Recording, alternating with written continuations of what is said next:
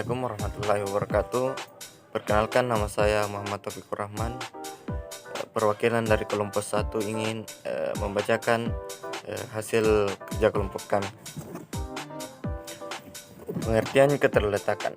Keterletakan menurut Granovetter 1985 merupakan tindakan ekonomi yang disituasikan secara sosial dan melekat dalam jaringan personal yang sedang berlangsung di antara para aktor.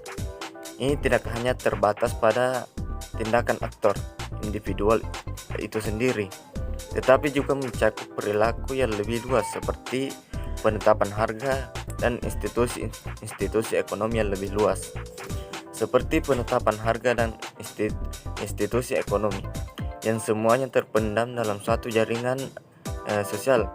Tindakan yang dilakukan oleh anggota jaringan adalah terlekat karena ia diekspresikan dalam interaksi dengan orang lain. Cara seorang terletak dalam jaringan hubungan sosial adalah penting dalam penentuan banyaknya tindakan sosial dan jumlah dari hasil institusional. Misalnya, apa yang terjadi dalam produksi, distribusi, dan konsumsi sangat banyak dipengaruhi oleh keterletakan orang dalam hubungan sosial. Tindakan ekonomi menurut ahli sosiologi dan ekonomi umumnya oversocialized dan undersocialized. Nilai dan norma tindakan ekonomi keuntungan pribadi. Granovetter melihat bahwa dikotomi oversocialized undersocialized bukanlah suatu penggambaran yang tepat terhadap realitas tindakan ekonomi, sebab dalam kenyataannya tindakan ekonomi melekat pada setiap jaringan hubungan sosial, baik tindakan ekonomi yang termasuk dalam oversocialized dan undersocialized. Orang yang berorientasi pada self-interest pada kenyataannya juga mengantisipasi tindakan orang lain. Misalnya seorang pedagang akan mempertimbangkan pengambilan tingkat keuntungan yang berbeda terhadap antara pembeli yang menjadi langganan dengan yang tidak. Apabila pedagang tidak melakukan hal tersebut, maka ia akan kehilangan pelanggannya.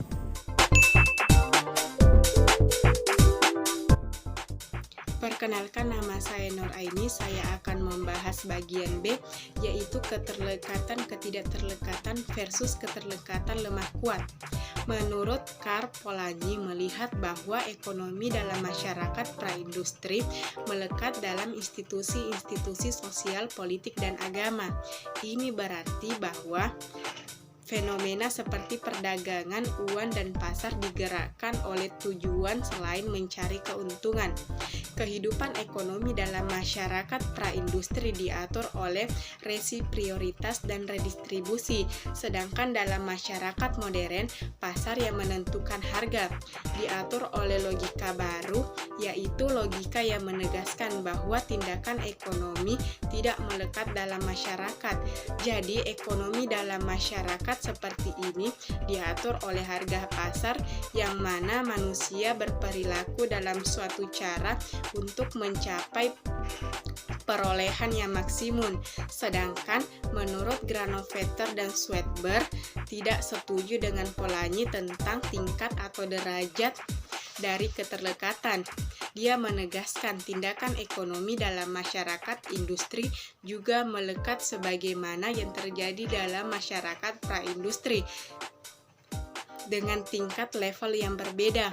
Oleh karena itu, Granovetter dan Swedberg mengusulkan bahwa tindakan ekonomi berlangsung di antara keterlekatan lemah dan keterlekatan kuat. Terima kasih. Assalamualaikum warahmatullahi wabarakatuh. Perkenalkan, saya Larita Syangrini dari kelompok 1 akan melanjutkan materi selanjutnya, yaitu bentuk keterlekatan menurut Granovetter dan Swedberg. Adapun bentuk keterlekatan dibagi ke dalam dua bagian, yaitu keterlekatan relasional dan keterlekatan struktural.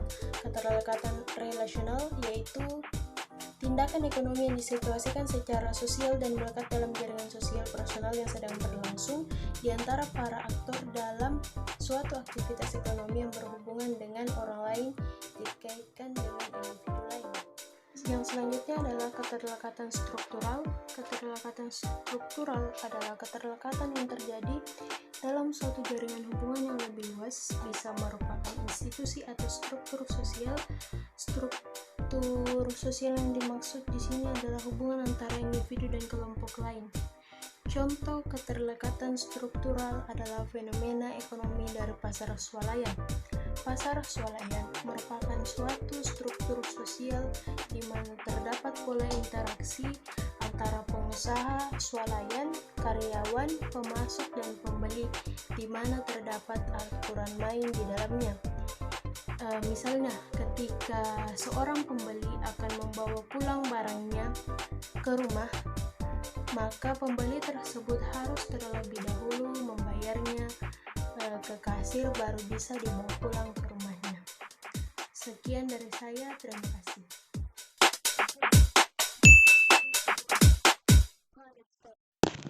Baik, perkenalkan nama saya Arif Riyadi, perwakilan dari kelompok 1 ingin melanjutkan materi dari teman saya, yaitu bagian D, keterlekatan dan pendekatan lainnya.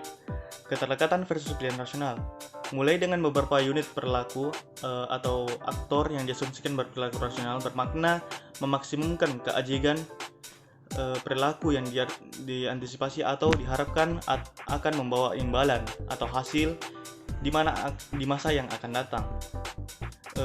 Secara umum, teori pilihan rasional mengasumsikan bahwa tindakan manusia mempunyai maksud dan tujuan yang dibimbing oleh hierarki yang terterapi dari preferensi. Bagi yang bingung apa itu keajegan adalah keteraturan sosial yang reguler atau rutin sebagai hasil dari interaksi sosial yang mengalami pelembagaan. Sebagai contoh, seorang anak yang rutin pergi ke sekolah untuk belajar.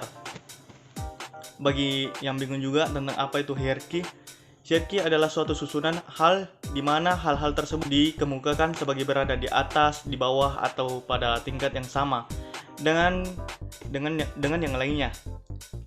Secara abstrak, sebuah hierarki adalah sebuah kumpulan yang disusun. Contohnya kayak segitiga gitu,